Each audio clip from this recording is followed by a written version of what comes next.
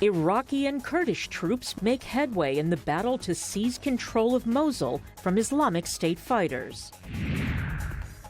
Tearful scenes as 21 recently released Chibok schoolgirls are reunited with their families. And the sweetest catwalk in the world, and more surprises from the International Chocolate Show in London. Africa 54 starts right now. Good evening and welcome. I'm Vincent Makori. This is Africa 54. Tonight we begin in Iraq, where at this hour heavy fighting is ongoing in and around the embattled city of Mosul as Iraqi forces battle Islamic State militants in a much anticipated ground offensive aimed at retaking the northern city from the extremists. Kurdish leaders report that there have been some early successes on the battlefield. U.S. officials have described the mission as a decisive moment in the campaign against Islamic State, which has suffered a series of defeats and is largely confined to the Mosul area in Iraq. But Lieutenant General Stephen Townsend, who commands a U.S.-led coalition targeting Islamic State in Iraq and Syria, cautions that it could take weeks or even longer to recapture Mosul. Now, the campaign is the largest military operation in Iraq since U.S. forces left 5 years ago. And upbeat Iraqi Prime Minister Haider al-Abadi declared Monday that his nation will celebrate victory as one. Soon we'll be together in Mosul and we'll raise the flag of triumph, and there will be no place for Daesh among us and among the true Iraqi families. We came to rescue from terrorism and Daesh. All attempts to delay to free Mosul failed, as with Ramadi, Fallujah, Tikrit, and Beji, and many other cities in Iraq. Well, the battle for Mosul has put civilians in a tenuous position. Mosul residents contacted by phone and Skype say Islamic State fighters have blocked major roads and bridges in and around Mosul. They also say the terrorists have fanned out throughout the city and planted mines and explosives, warning civilians not to try to leave. Joining us now via Skype from the Pentagon is viewers Jeff Sheldon. Jeff, what more can you tell us about this coalition operation, knowing that this assault has been expected for weeks now? Vincent, yes, this has been an operation that's been in the works for months now. And just last week, the last of the Iraqi brigades needed for this operation finished their training. And of course, the Iraqi Prime Minister announced the start of the operation just today. But this is the early going. And while it's going well, Pentagon officials say that's been pretty much expected. The fighting, while there has been some resistance, has been on the outskirts, and they expect that it will get more difficult, and the resistance will get even stronger as they move closer and closer into the city center itself. Now, Jeff, we know that the U.S. is providing mainly air support to the fighters there in Iraq. Describe for us how critical this is. The air support has been critical, and not just in Mosul, but in the entire conflict. Talking to militia leaders on the ground, battalion leaders on the ground, no matter what the force, they all say the availability of that U.S. air power gives a tremendous psychological advantage. Of course, it also gives a great tactical advantage. The most recent strikes, a heavy bombardment of Mosul occurring over the last couple of days, has targeted the network of tunnels. It's targeted power generators, solar panels, trying to cut off power, trying to hit tactical units that the Islamic State is preparing to fight the Battle of Mosul. So all of this has been going on for weeks now, trying to soften up the Islamic State, soften up its positions in Mosul. Still, officials have been warning for weeks it's going to be difficult. At least some officials with Operation Inherent Resolve, the coalition, saying there's no doubt in their minds that Islamic State is going to try to turn the city into hell on earth. And indeed, that is the concern among many, that there could be high civilian casualties. What are you hearing from the Pentagon there? The Pentagon has been talking with some NGOs, also exclusively and heavily with the Iraqi government and the Iraqi military. Civilian casualties, a huge concern. And aid groups are especially worried because there seems to have been a change in the approach. Initially, there was a focus on trying to create some safe corridors so that civilians would have a way to exit the city safely, avoid some of the fighting. Over the last week, that emphasis has shifted to now where the Iraqi forces have been telling these aid groups, these humanitarian groups that are trying to prepare, that they want the civilians to stay in place. Okay. The aid groups worry that's going to put them directly in harm's way, possibly make them available as human shields. Thank you very much, Jeff, for your reporting there. That's VOA's Jeff Saldin reporting live from the Pentagon.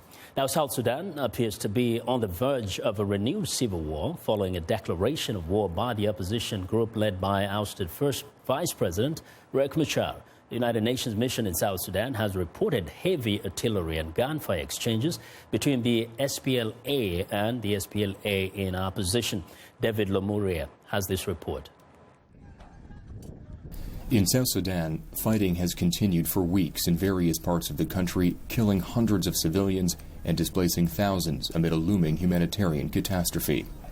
Fighting involving the use of artillery and heavy gunfire has continued in the towns of Lair and Ye. Civilians have been targeted and killed along ethnic lines. South Sudan's government, however, says it has not attacked rebels' positions, alleging the current fighting is led by unknown gunmen.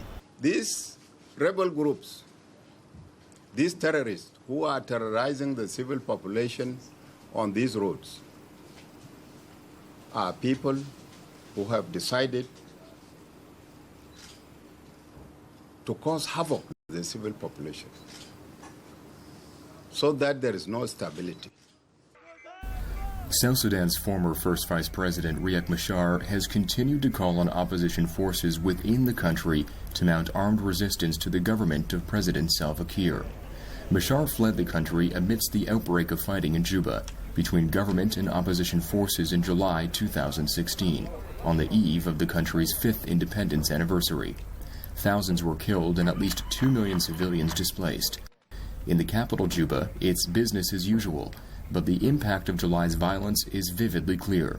The country's economy is facing more than 600% inflation. Prices of basic goods in the market have shot up fivefold, far beyond the reach of many South Sudanese. Let them sit down urgently and meet and tell us the way forward. After these incidents, what is next? Because up to now in the streets, in the normal citizens, people are feeling that the peace agreement have come to an end, though we are aware that Transitional Government of National Unity have met at the level of the Council of Ministers, but we need to hear from the principals. What is the way forward? The United Nations Security Council voted to deploy an additional 4,000-strong troops to protect civilians, foreign nationals, and key government installations. We don't want to enter into disputes between the various parties, but we as the international community want to promote the peace agreement. We also are speaking to members of the transitional government. We believe the peace agreement is alive, not dead. It is something which needs to be built and, in some cases, to be rebuilt. South Sudan's government says it welcomes the move by the UN Security Council, but wants to have a say on which countries contribute forces to UN peacekeeping missions in the country. The United Nations currently has 12,500 peacekeepers in the country, with a mandate to protect civilians taking refuge in UN compounds across South Sudan. David Lemuria reporting from South Sudan. Now, on a more positive note, a group of Nigerian parents was reunited Sunday with 21 schoolgirls kidnapped by militants more than 2 years ago. There were tears of joy and dancing at the church service in the Nigerian capital, Abuja, as daughters saw their parents and siblings for the first time in some 2.5 years.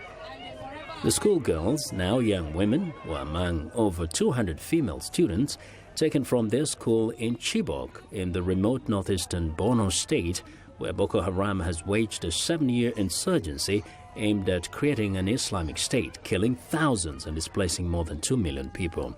Boko Haram released 21 of the women on Thursday after the Red Cross and the Swiss government brokered a deal with the group.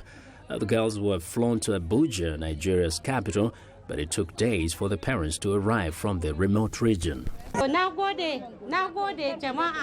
Thank you, and thank you all. I never expected to see my daughter again, and I pray for those girls still left behind, that God will bring them back safely, the same way our own daughter came back alive.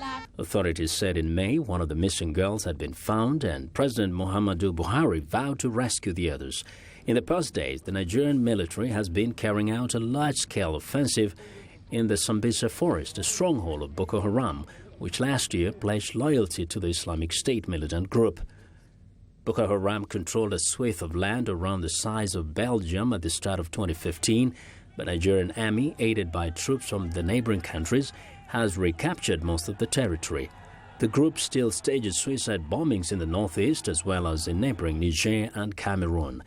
Boko Haram published a video in August apparently showing recent footage of dozens of the kidnapped girls and said some had been killed in airstrikes.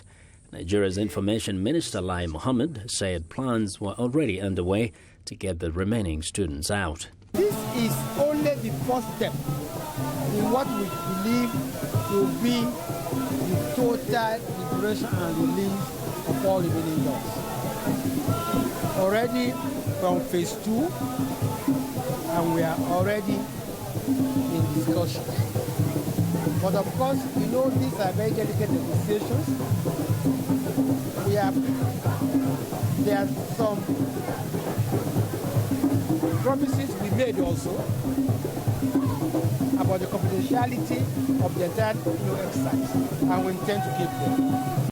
The militant group has kidnapped hundreds of men, women and children, but the kidnapping of the Chibok girls brought it worldwide attention. In the last few months, Buhari has said his government was prepared to negotiate with Boko Haram over the release of the girls. Well, the Kenyan government is embroiled in a protracted legal battle with conservationists over the proposed construction of the standard gauge railway.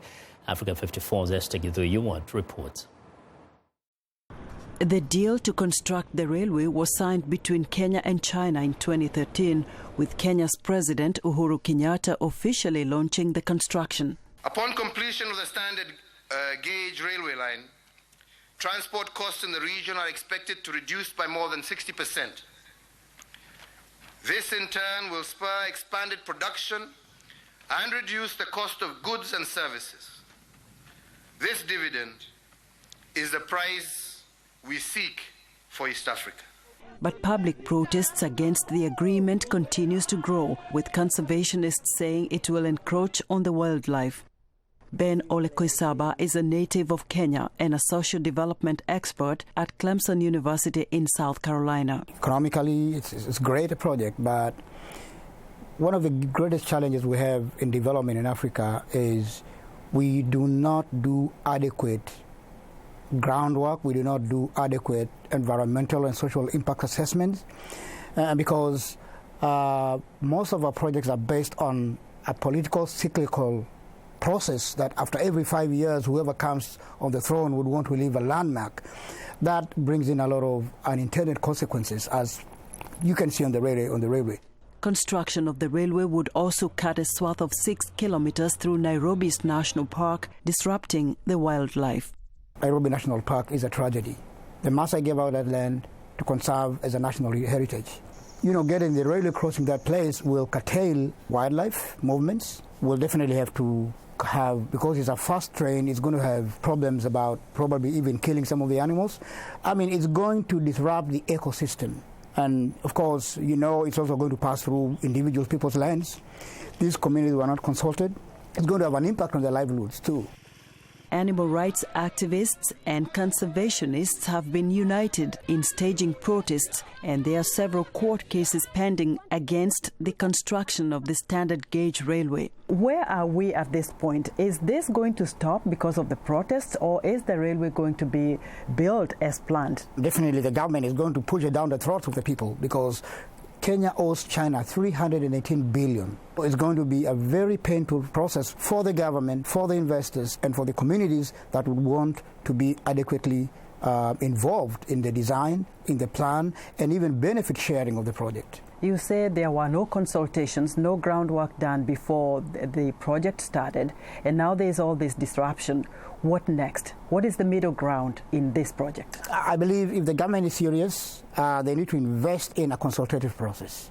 Koisaba says if the courts rule in favor of constructing the railway, the consequences will be dire, and Kenya will lose the prestigious Nairobi National Park in the heart of the city that has been a source of tourism revenue for years.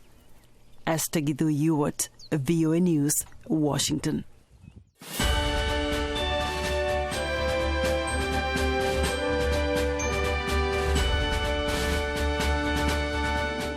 Well, in the battle for the White House, with only 3 weeks left before Americans go to the polls, Republican presidential nominee Donald Trump is telling supporters the election is rigged against him. As VOA's Michael Bowman reports, should Trump lose to Democrat Hillary Clinton, it remains to be seen whether he would concede or claim the election was stolen from him. The concession speech is a time-honored tradition. I have just called President Obama to congratulate him on his victory. Losing candidates typically call for national unity after hard-fought and often bruising campaigns. I pray that the president will be successful in guiding our nation. Would Donald Trump be gracious in defeat? In the first presidential debate, he said he would accept the outcome of the election. The answer is, if she wins, I will absolutely support her. His message of recent days sounds markedly different. This is a rigged system, folks. Stung by a media firestorm over allegations of sexual misconduct, fueled by his own words as well as those of multiple accusers, Trump says he is the victim of a smear campaign to deny him the presidency. The election is being rigged by corrupt media pushing false allegations and outright lies in an effort to elect Hillary Clinton president. And he has issued veiled warnings about fraud at polling places. So go and vote and then go check out areas, because a lot of bad things happen, and we don't want to lose for that reason. He's blaming the media. He's blaming the GOP. He's saying that America can't run a fair election. He is swinging at every phantom of his own imagination because he knows he's losing. But Trump backers say he has a point, that the news media have been more focused on controversies surrounding Trump than on wave after wave of revelations from WikiLeaks about Clinton's paid speeches to Wall Street and what are believed to be email communications within her campaign. This election is being rigged by the national media, who are doing everything they can to suppress bad news about Hillary and everything they can to maximize bad news about Trump. Agitation runs high among some of Trump's most ardent supporters, as his running mate, Indiana Governor Mike Pence, discovered at a recent campaign stop. If Hillary Clinton gets in, I'm ready for a revolution, because we can't have her in. Yeah, you don't say. But I'm just saying it. Some Republican leaders are uncomfortable with Trump's latest line of attack. A spokeswoman for House Speaker Paul Ryan said, quote, "Our democracy relies on confidence in election results, and the Speaker is fully confident the states will carry out this election with integrity." Michael Bowman, VOA News, Washington. Well, I want to know what you think about Africa 54 and the stories we cover. Join the conversation on Facebook. The address is Africa54. And check out our headlines 24/7 on voaafrica.com. Find me on Twitter at VOA Vincent Makori. Coming up, how a unique form of insurance is helping protect East African herders from the ravages of drought. Stay with us.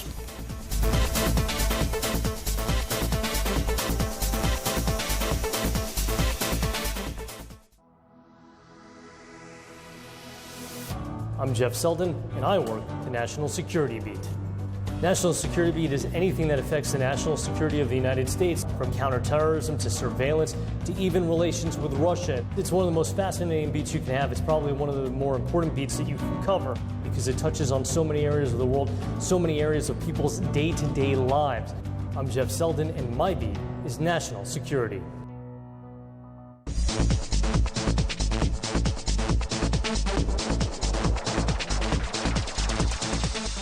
Welcome back. Now, in northern Kenya and southern Ethiopia, households typically keep up to 100% of their productive assets in livestock.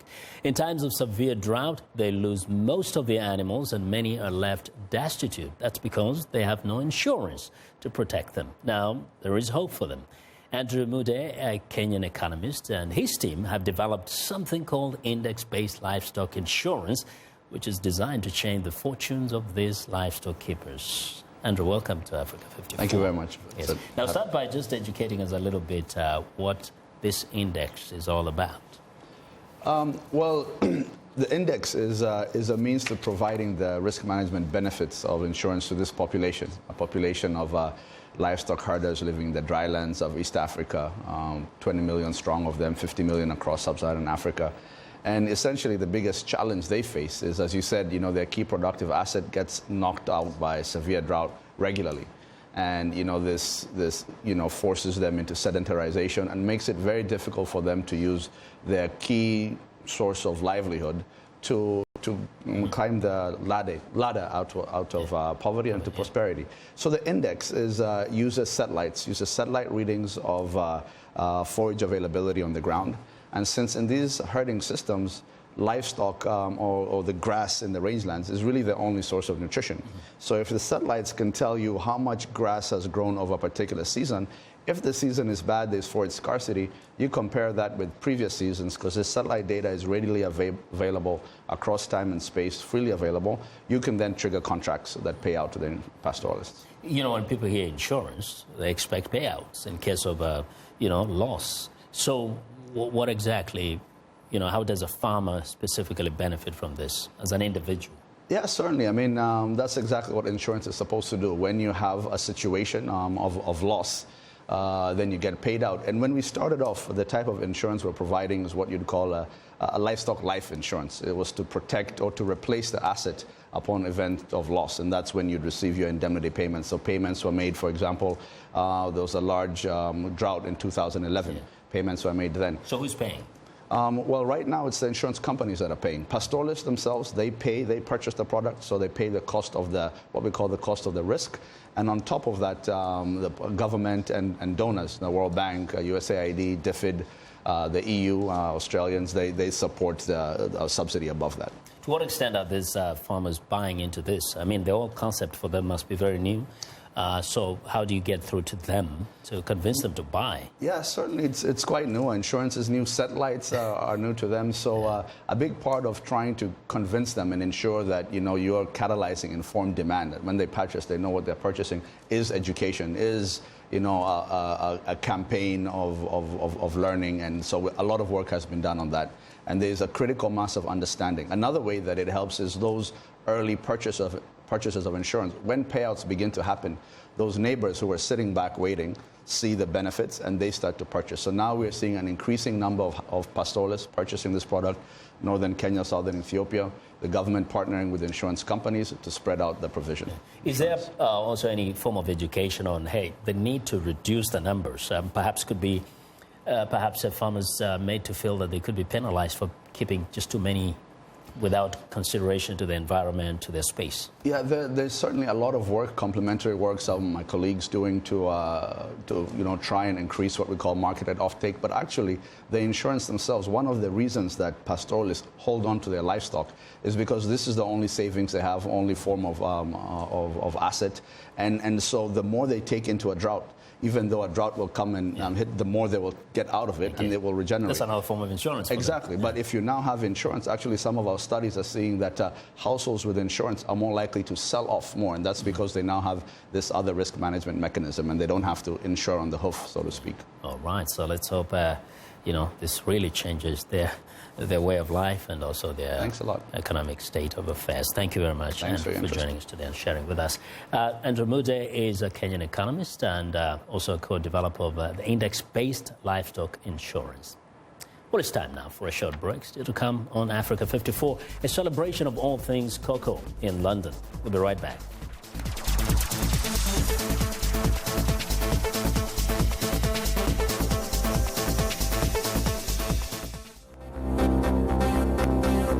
If you've just joined us, I'm Mariama Diallo, and here is a quick recap of today's headlines.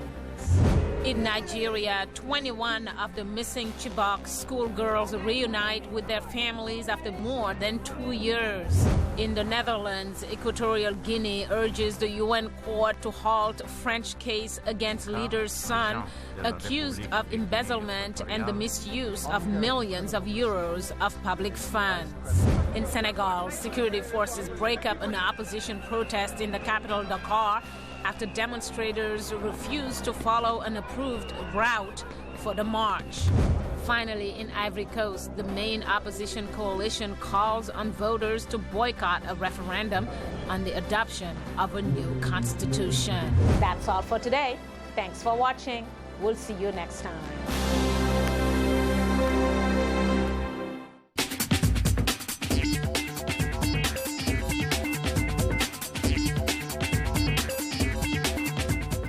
You're back with Africa 54. I'm Haiti Adams-Fitzpatrick, and we've got some great stories trending for you this Monday. Starting in Cuba, new businesses there are popping up all over the island as it experiences an influx of tourists following a thaw in U.S.-Cuba relations. In Havana, you'll now find an all-female-run bicycle hire and repair shop that also offers guided tours of the country. Hundreds of private businesses have sprung up across Cuba after it began limited economic liberalization 5 years ago. The recent arrival of the first commercial flight from the U.S. has signaled a new era in U.S.-Cuba travel. U.S. officials say you can expect to see 20 daily flights to Havana by the end of the year. We bet you've never seen a fashion show quite like this. Look at these intricate dresses and accessories. Why are they special? Well, they're made entirely of chocolate. At the International Chocolate Show in London, you can find the delicious treats in the most unexpected places and combined with unexpected ingredients. A big trend in the world of chocolate this year is a taste for the unusual. One exhibitor has mastered the art of surprise with mustard, lemon chutney and curry, which are designed to warm you up when it's cold outside. And with Christmas around the corner, there's a new holiday trend, a chocolate tree dripping with presents for each of your guests. And suddenly, I believe in Santa. And finally, why are these speed daters wearing surgical masks? Well, the company sponsoring the event says finding your soulmate is easier when you concentrate on what's inside rather than appearances, placing greater emphasis on personality. According to a national survey, people between the ages of 25 and 39 in Japan say the main reason they're still single is because they haven't met the right person yet. Participants say the masks also help boost confidence, another important quality in a potential soulmate. And of course, that is what is trending today. Back to you, Vincent. So now, you'll tell me later whether you remove the dress and eat the chocolate after that. I can't understand this. But that's the show for today. Thanks a lot for watching. Now be sure to watch Africa 54 on our website at voaafrica.com. For more news, tune in to VOA's evening radio show, Africa News Tonight at 1800 UTC. And in the mornings, Today Break Africa. That's between 0300 and 0600 UTC, Monday through Friday. Thanks a lot for watching from all of us in Washington. Have a good night.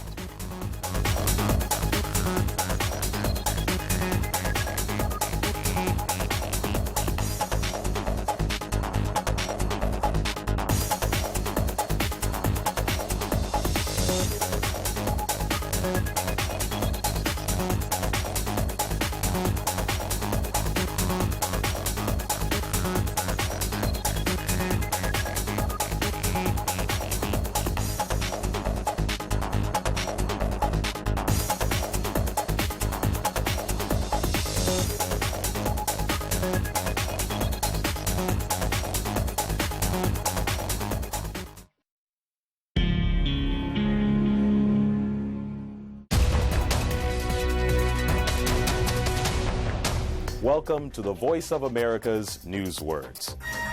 Listen to U.S. President Barack Obama use this word when talking about Islamic militants. So the bottom line is this. Our objective is clear, and that is to degrade and destroy ISIL so that it's no longer a threat, not just to Iraq, but also to the region and to the United States. In our story, the word objective means a goal or aim. The president said the U.S. objective is to destroy the Islamic State militant group. When used as an adjective, objective has a different meaning. It means to look at something with an open mind, free of emotion. Now, the next time you hear the word objective, you will know what this news word means.